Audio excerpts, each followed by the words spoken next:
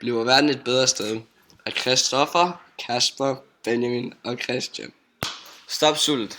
795 millioner mennesker skønnes at være kronisk underernæret i 2014.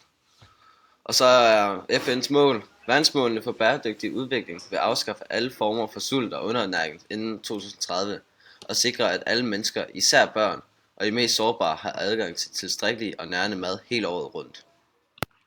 Delkonklusion. Til dette mål har vi lavet en delkonklusion, hvor vi vil konkludere på, hvorvidt mål bidrager til at gøre verden til et bedre sted. Ja, mål bidrager i vores øjne til at gøre verden til et bedre sted, da det er essentielt for at få en længere levetid og et gladere liv, at folk har mad nok.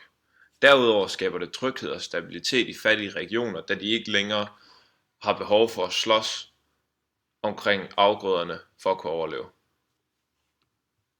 Kvalitetsuddannelse. Den samlede indskrivningsrate i udviklingslandene nåede helt op på 91%.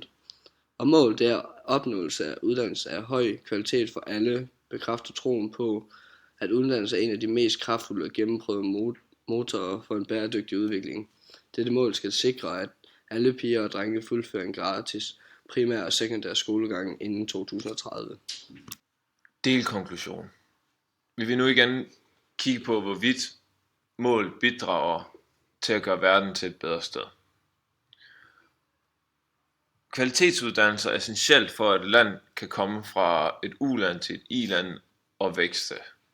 Derudover sikrer det også, at landet ikke henfalder i krig og ødelæggelse ved at oplyse samfundet omkring demokrati osv., hvordan man skaber politiske platformer og andre fredelige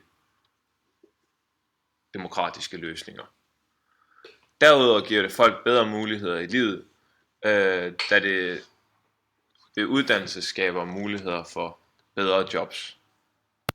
Klimaindsats. Udledningen af CO2 er 50% højere i dag i forhold til 1990.